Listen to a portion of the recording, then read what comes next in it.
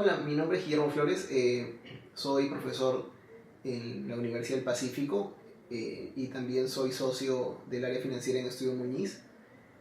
Me dedico a la investigación en teoría de juegos y también en temas de religión y política.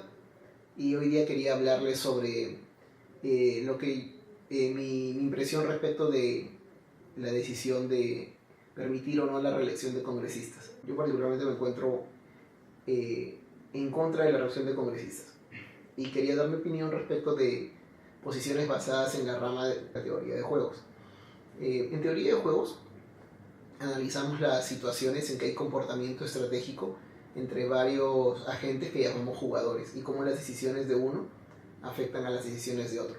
Ese tipo de decisiones dentro de un sistema como la reelección de congresistas sería analizado en al menos tres campos en teoría de juegos. Uno que se llama Networks o Networking Theory, que tiene que ver sobre cómo los agentes o jugadores determinan sus decisiones a partir del contexto en que los demás jugadores interactúan. Es decir, por ejemplo, tú quieres empezar a asistir a un club, pero tú normalmente determinas a qué club vas a asistir o a qué club te vas a afiliar en base a cuál es el club en el que asiste tu familia o amigos o personas cercanas, o incluso gente que no conoces o con la que no tienes relación pero que admiras. También así decides también, por ejemplo, a qué tipo de pasta dental vas a utilizar. A veces depende solamente del marketing, pero muchas veces depende de una recomendación de amigos o familiares. Y de hecho incluso ahora hay muchos apps que te permiten a ti determinar a qué lugar ir o no, como restaurantes, bares, etcétera, basado en recomendaciones de personas, porque ellas tienen más valor para ti que las recomendaciones que te da simplemente el marketing televisivo o en periódicos. Entonces, la rama de networks en teoría de juegos trata de entender los incentivos que tienen los agentes dentro de un contexto determinado cerrado. Por ejemplo, en el caso de nosotros sería el sistema de reelección de congresistas, y ahí los grupos de interés son networks que un congresista tiene que enfrentar o una persona que postula al Congreso tiene que analizar. Serían los votantes en general, el partido al que pertenecen y además yo diría que también la cúpula del partido al que pertenecen. Otra rama de teoría de juegos que aplicaría en este caso sería el análisis desde teoría de juegos no cooperativos. Y yo creo que eso es un tema importante porque la mayoría de comentarios que yo he escuchado, por lo menos, creo que tienen que ver con un sesgo respecto a que la gente piensa o sea, las personas que he escuchado que están a favor de mantener la reelección de congresistas, creo que ellos analizan o llegan a esa conclusión a través de una presunción muy fuerte basada en que esto sería un juego cooperativo. Un juego cooperativo es un juego en el cual las personas pueden transferir información libremente unas entre otras. O sea, uno dice, pero ¿no es así? No, yo creo que no es así. De hecho, la mayoría de juegos en el mundo son juegos no cooperativos en que la gente no se transfiere información completa y perfecta directamente. En el caso de un sistema de reelecciones, por ejemplo, habría que preguntarnos si verdaderamente los candidatos transfieren información completa y perfecta a aquellos que van a votar por ellos. De hecho, lo más probable es que no, porque la realidad es que la mayoría de ellos tienen incentivos para proveer información no necesariamente incorrecta, sino más bien incompleta. Entonces, o quizás incluso no incompleta ni incorrecta, sino reinterpretada. Es decir, digamos que tuvieron un cargo en una municipalidad y era un cargo menor, pero tratan de decirnos tuvimos, pero te dicen, en vez de decirte tuve un cargo en una municipalidad menor, te dicen tuve un cargo en una importante entidad pública en la cual me desempeñé con altos honores. Entonces, si viene a ser la misma información, pero aún así no es esa información, alguien podría decir es completa, sí, porque al final ha transferido la información real que él estuvo en un organismo público, pero la realidad es que esa información no es perfecta. Entonces yo creo que uno tiene que asumir que un sistema de votación necesariamente implica un juego no cooperativo en que los jugadores principales, es decir, los candidatos, tienen incentivos para transferir información incompleta e imperfecta. Y de hecho, creo que tiene también que ver con la dificultad de los partidos políticos para elegir a candidatos con un track record fuerte en términos académicos o profesionales. Mientras menor sea el track record del candidato, mayor probabilidad de que esta persona pueda incurrir en transferir información incompleta o imperfecta. Entonces, si uno ve, por ejemplo, la data actual, solo 9 congresistas actuales de los 130 tienen doctorados. Entonces, ¿eso qué podría implicar? Que muchos de ellos van a tener que inflar sus títulos adquiridos o la carencia de esos títulos, tratar de disfrazarlas a través de la declaración de cursos menores como diplomados, ¿no? Para dar a entender que sí tienen un background académico que en realidad no tienen.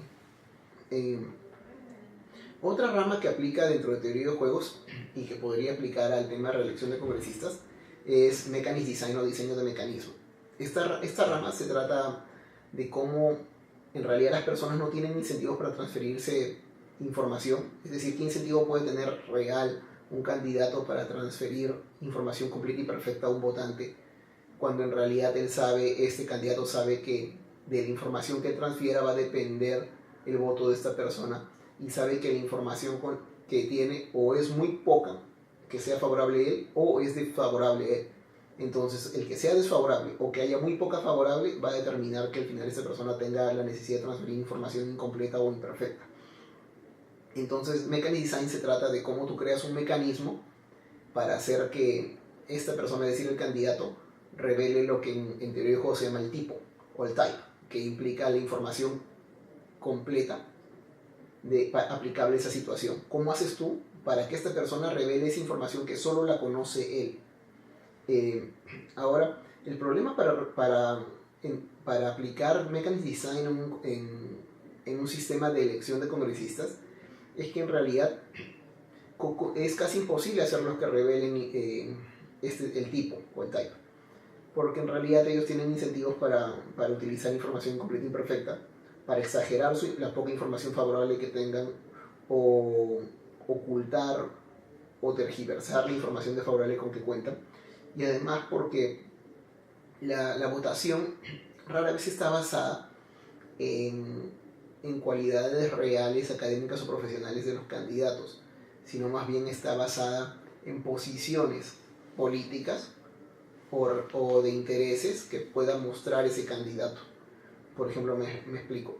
En mi caso, yo me encargo de analizar también temas de religión y política, y uno puede ver que la mayoría de congresistas que son ex pastores evangélicos no cuentan necesariamente con un track record fuerte a nivel profesional o académico, pero se han centrado en dos temas, y por eso es que los votantes con que ellos cuentan en Estados Unidos son llamados two-issue voters, o sea, votantes de dos temas, o sea, respecto de temas de aborto o temas de matrimonio igualitario.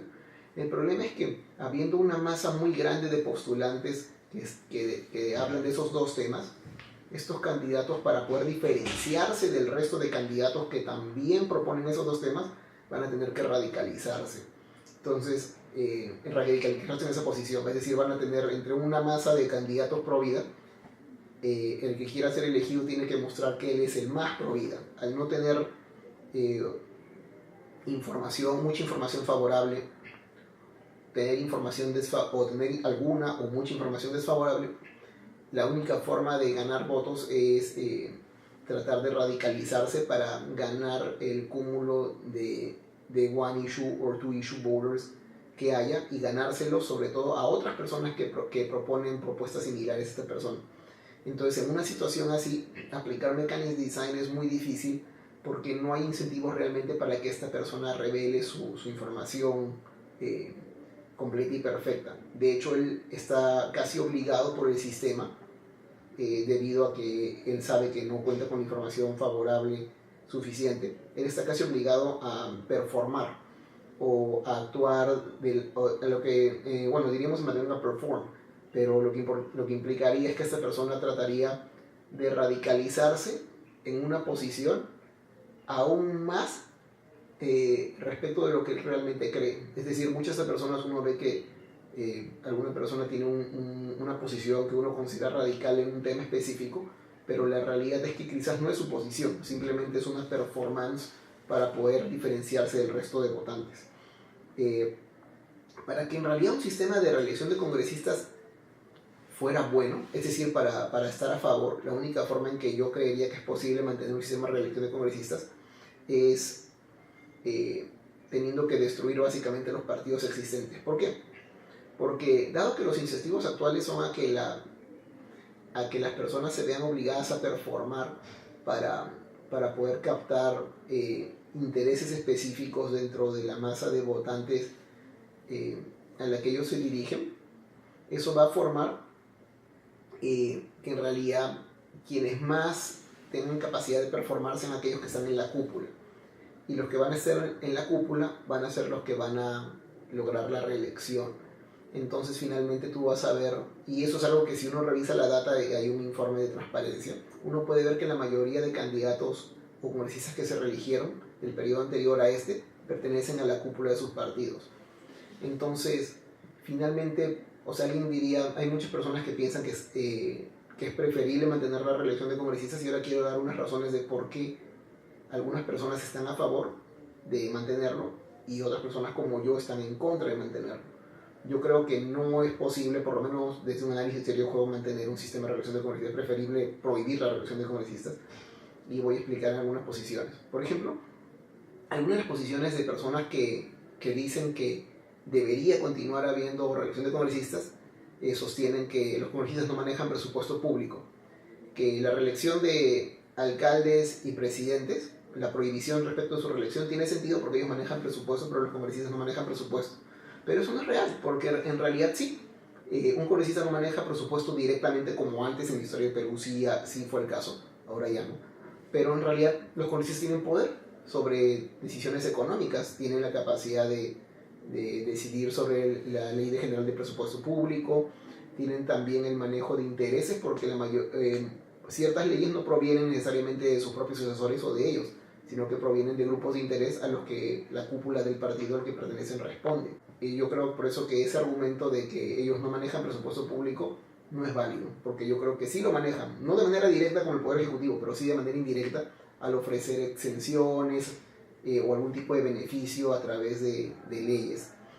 Otro argumento de gente que está a favor de mantener la reelección de congresistas es que se limitaría el derecho de los votantes a elegir a quien ellos deseen. Pero la realidad es que ningún votante elige a quien él desea. Y uno dirá, pero Guillermo, pero sí votan por quienes desean. No, yo creo que no. Porque en el Perú, digamos que hay 30 millones de personas. Digamos que esas personas elegibles, digamos que haya 10 millones. No se lanzan obviamente 10 millones. Esas son todas las estrategias posibles en este juego. Digamos que yo quisiera votar por alguien que es mi amigo. ¿Qué tendría que hacer mi amigo para que yo pueda votar por él? En la realidad yo nunca pude votar por él, porque él requiere primero ser parte de un partido político y luego que ese partido político lo elija a él para poder incluirlo en la lista de congresistas y así yo poder votar por él. Entonces la realidad es que los peruanos o los votantes en Perú no podemos votar por quien nosotros deseemos.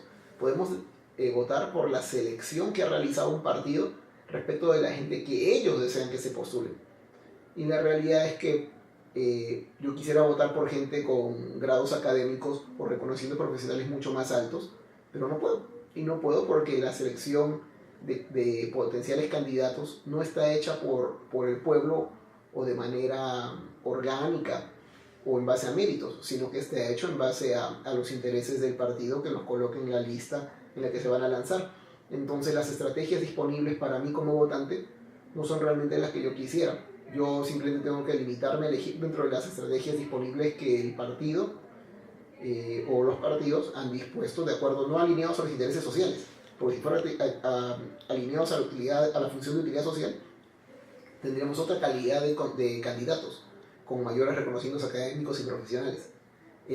Los candidatos que ellos propongan en su mayoría tengan un bajo reconocimiento profesional o limitados reconocimientos académicos, implica que en realidad los intereses del partido al elegirlo no están alineados con la función social, sino están alineados con la función de utilidad individual del partido, de la cúpula en sí.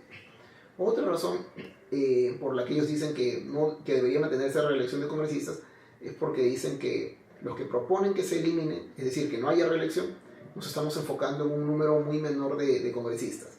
De los 130 congresistas electos, 95 lo son por primera vez, 31 han sido reelectos de manera inmediata y 4 regresan al Congreso tras un periodo o más de ausencia. Es decir, como dice Transparencia, el 27% de los integrantes del nuevo Congreso tuvo alguna experiencia parlamentaria, mientras que el 73% acceden por primera vez a este cargo. Entonces yo diría, no es un número tan menor, ¿no? O sea, aunque estamos hablando de la cuarta parte del Congreso, no es un número tan menor. De ahí también quisiera que observemos algo que es importante para poder comprender en realidad la dimensión del concepto de reelección y por qué yo me opongo. De los 130 congresistas del periodo 2011-2016, 52 se postularon a la reelección. Y del 52 que se postuló, imaginen qué porcentaje llegó a obtener la reelección. 60%. Es decir, hay más probabilidades de que una persona, si se llega a postular por segunda vez, obtenga una reelección que no. Y uno diría, ¿pero eso qué muestra? Y uno diría, ¿por qué, Guillermo? Pero si es verdad tu posición, sí, o sea, si es verdad sosteniblemente, si es sostenible, ¿por qué no se lanzaron los 130 que estuvieron la otra vez? Seguramente porque el pueblo los castigó e impidió su reelección, o ellos se dieron cuenta que el pueblo les iba a negar la reelección. Yo creo que no, porque finalmente el pueblo no es el que decide qué estrategias disponibles están en la balota en que yo puedo marcar el candidato que yo deseo. Quien decide esas estrategias es el partido o la cúpula de un partido, y él propone las estrategias que yo puedo marcar. Entonces el hecho que no se hayan reelegido los 130 candidatos, o que no hayan buscado la reelección los 130 congresistas del 2011-2016, no depende en realidad del pueblo, o de la decisión, o de un interés superior social, sino depende en realidad de la cúpula del partido. Y esa cúpula decidió que de los 130 congresistas pasados, solo 52, las diversas cúpulas de los partidos decidieron que solo 52 de esos 130 se lancen a la reelección. Y de hecho, si uno revisa la data de Transparencia, puede ver que la mayoría de la gente que se reeligió pertenece a esa cúpula. Entonces, finalmente, cuando alguien me dice, Guillermo, pero no deberíamos permitir la reelección de congresistas, yo creo que no. Y alguien diría, pero hay que permitirla porque ellos traen experiencia. Y yo diría, pero ¿qué tipo de experiencia? Si no, la experiencia, por lo menos matemáticamente, tiene que llevar a un incremento de la función social.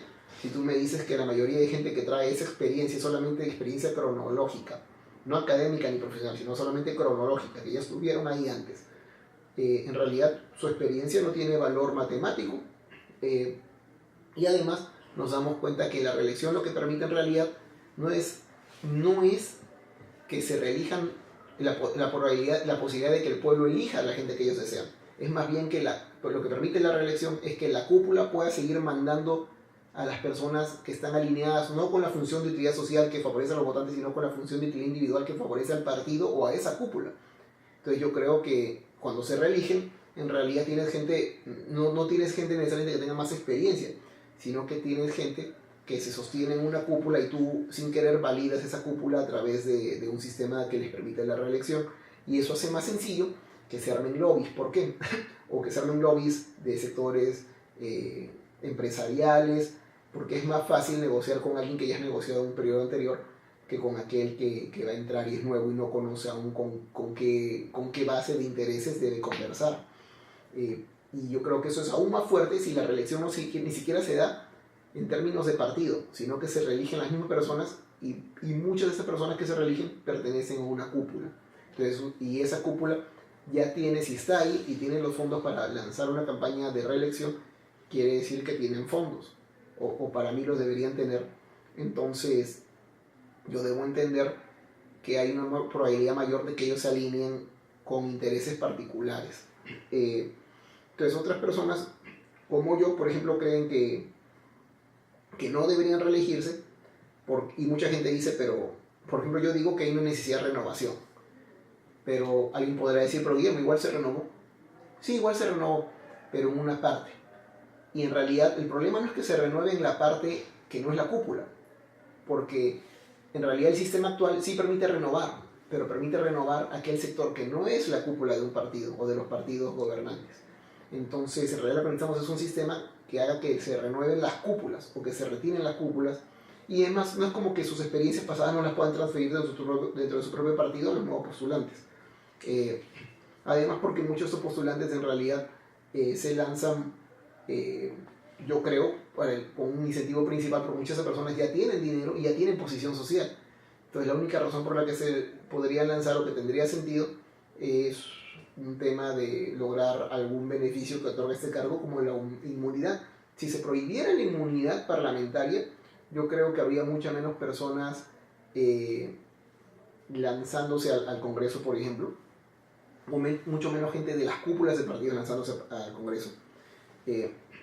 Y finalmente, yo creo que tenemos que tener una reflexión sobre, o sea, para mí como una persona que hace teoría de juegos, es importante que haya la reflexión siguiente. ¿A quién favorece que exista una reelección matemáticamente? Yo creo que por la data que observo y que todos la pueden revisar, es en transparencia, favorece no a la sociedad, porque la sociedad nunca pudo en realidad elegir a quienes ellos deseaban, porque la lógica de gente que está a favor de la reelección es: no podemos limitar el derecho a que la gente elija a quien ellos quieran, pero como votantes nunca pudimos elegir a quien nosotros queríamos. Nosotros tenemos que elegir obligatoriamente de una lista que un grupo, que un partido propone, y ese partido claramente, si la lista no tiene las personas más capaces académico profesionalmente de la sociedad, claramente responde a un interés que no es social, porque el interés social es que estén ahí las personas mejor capacitadas.